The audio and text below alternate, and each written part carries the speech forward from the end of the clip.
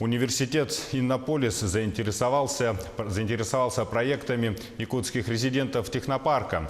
«Иннополис» – это флагман IT-индустрии России. И Якутск посетили представитель этого университета и директор компании «Татнефть». Резиденты технопарка представили гостям свои IT-проекты. Всего их 5.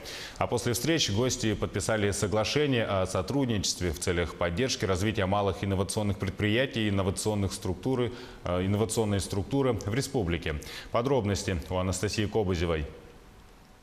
Сколько человек посещают торговый центр каждый день, в каких магазинах чаще бывают? Данные не для шпионажа, для рекламы других товаров. В рамках закона. Современную систему Хукейм Wi-Fi разработали в Якутии. Система представляет собой перепрограммированный Wi-Fi роутер, который устанавливают в торговых помещениях.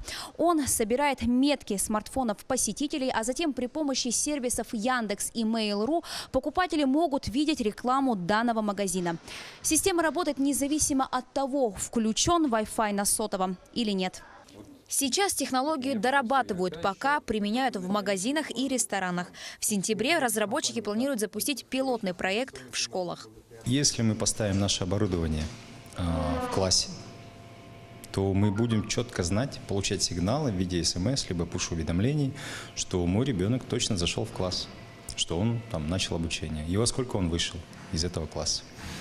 За год проект выиграл несколько грантов. На конкурсе в Сколково молодая компания выиграла 2 миллиона рублей. Якутяне привлекли внимание и ведущего IT-университета страны Иннополиса.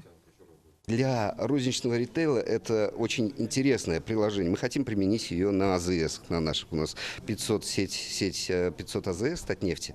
Вот буду предлагать этот проект.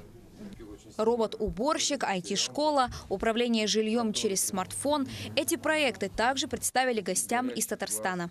Я просто в шоке от такого качества, от такого классного качества образования, которое здесь уже есть в IT.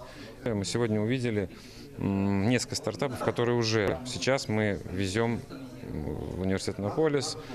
Проекты наших инноваторов доказывают, Якутия не отстает от всего мира в IT-технологиях. Идеи наших компаний востребованы не только в России, но и за рубежом. В ближайшее время в Якутске откроют IT-парк, который станет дополнительным толчком для развития региона. Анастасия Кобызева, Джолстан Иннокентьев, Илья Сыромятников, Якутск.